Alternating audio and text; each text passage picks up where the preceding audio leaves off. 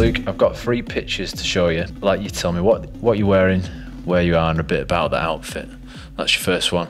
So this one's at Glasgow with Amber, and I'm lobster eyes there. That's after, I think that's probably the last day.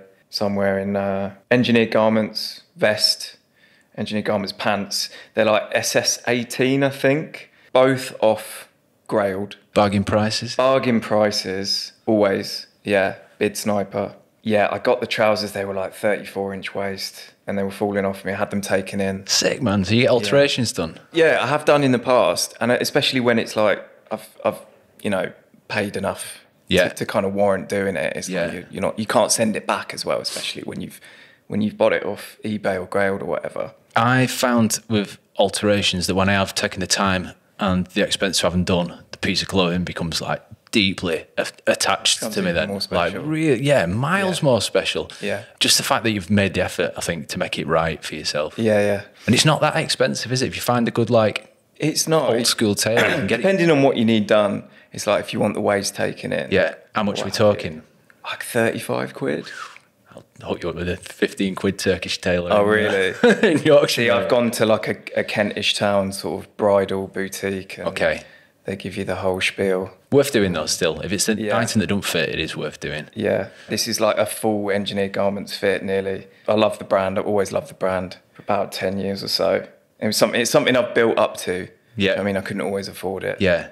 And when I did, it was like always second hand. So they fall under the Nepenthes umbrella loosely, don't they? Yeah. Are they were they the one that started it all? See, I'm not that big into the law. Okay. I think there's one guy that I follow on Insta called Materialist. Do you know him? Yeah, Matt. He's a big EG head. He's from up Leeds near. Yes. Yeah, yeah. Works in Paul Smith, I think. Yeah. He's a big EG head, and but he was telling me about Nepenthes stores and the reason why there are they're in weird places. There's one in Soho, isn't there? There's one in Euston. Is there? Yeah, which in itself is quite an odd location because you've got stuff up at Coldrops Yard, which was quite new. Yeah, but Euston's always been a bit of a wasteland, really. Okay. But Daiki Suzuki deliberately does that, so you kind of go out of your way to find these places. Interesting. Which I think is a nice bit of law. So when I was in Japan looking for the Nepenthes store, and I had to go. It felt like 3 miles out of town, like a proper mission. Pilgrimage. To find it. Yeah, and I had to drag my mate along who was just not into it at all. But I've not actually made the pilgrimage myself. I've got so much Needles, South 2 Estate, like Nepenthes stuff, but I've never actually been to the store. I've always been a bit intimidated to go in the Soho. No. The Nepenthes store, they're so supportive and lovely in there. Yeah.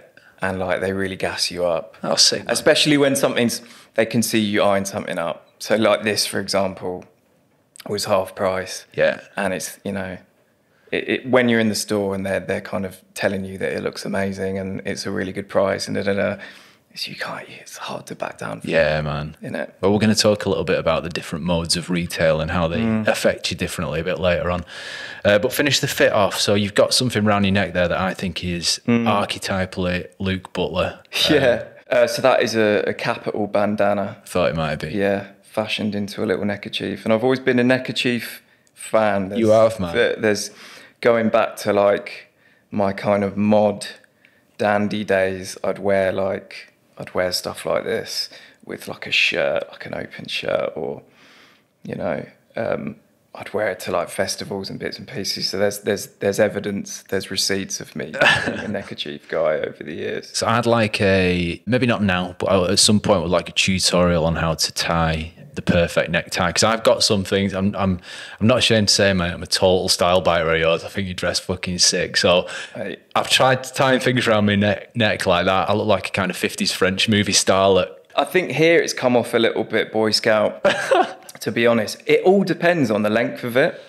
Because I got one from Snow Peak the other day and it was it must have been a couple of inches short and it was just instantly worked. Yeah. I think that one, it's just it's a little scout leader, but well, it's a hard fit, mate, for a festival, and you look dead happy in it with your girlfriend.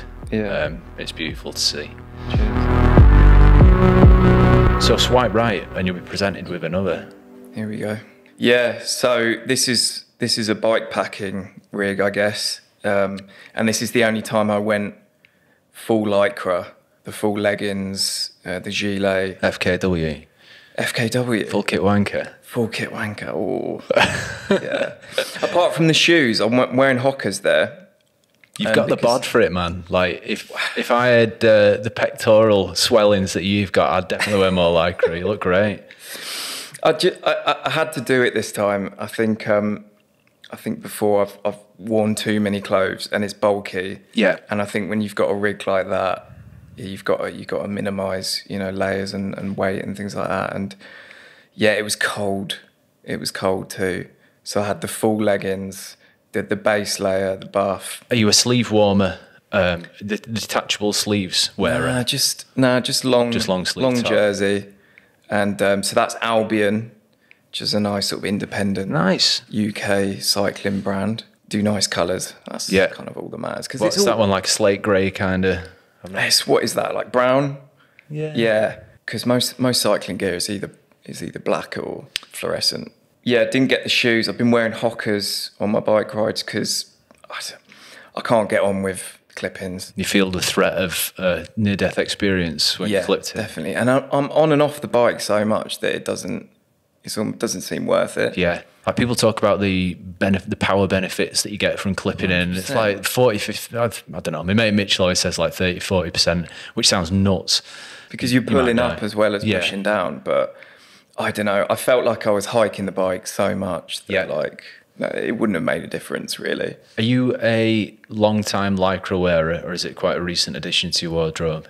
It's the benefits are self-evident. I mean, like if you want to save your prostate, but you could wear them underneath other shorts. But then no, I've done that, you see, and then there's just the bunching issue. Okay. And then you know you get a little swampy. Yeah, I must say, you get the chamois cream. Is there like a brand name pun to that? I don't know. It's called something more subtle than arsehole cream. But arsehole cream, yeah, they've all got names like that. But you apply that to like the chamois pad, and it makes it not chafe. Okay. So that I bought that the other day, and that was a game changer. But like, are you not a lycra? I was a bike rider for a long time that never wore lycra. But when I've done kind of multi-day trips in the saddle, you at least need ball protection there. I like being a little less fully kitted out and doing it, so it doesn't look like I should be going that fast. If someone overtakes me in full lycra, I don't mind. Yeah, I think the more like touring look is different. That's more like shorts, t-shirt, like it is a bit more casual. Yeah, and I might go more that way. And the same with mountain biking as well. The fits are looser. It's more relaxed. It's all just comfort and warmth. Speed, man. Speed. You shave seconds off your lap times. Yeah. We look great in it, man. You look like a superhero, I think. Thank you.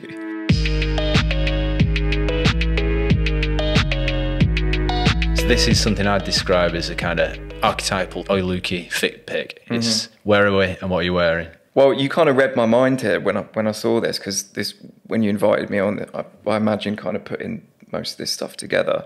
I even brought the coat, which is piss wet through at the moment. You're caught in a storm. So am I. Yeah. But everything here, I've either had for a long time or wanted for a long time. I think with the exception of the jacket, which is quite a recent sort of pickup. But like the trousers, the fatigues, Orslow fatigues, I've had since about 2015. Killer trousers, and I had I mean, the fit is just the feel of them, the handle of them, how slubby they are, how they age.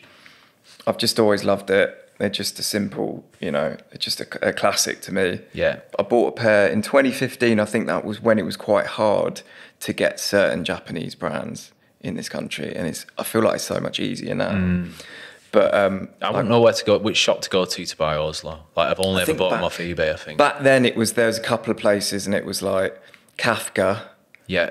Pegs and Son, Bureau Belfast. Yeah. But once they were gone, they were gone. Yeah. And they were marked up like significantly, about 180 quid. And at the time I couldn't afford that. So I started proxying stuff from Japan. Yeah. Which that's a deal, isn't it? If you've ever done, it's a humbling experience. Because there's no bigger L than like ordering something from Japan, it taking 3 weeks to arrive, you pay duty on it, which kind of bumps up the price, and then it doesn't fit. And by that time, the shops that could have bought it from in England, have started stocking it, you know, and got the special thing. And I've done that so many occasions. I think with these, I got a pair and they were just like a 28 waist or something. Yeah. And they were like, I think there was actually like a women's team pair. skinny over here, man.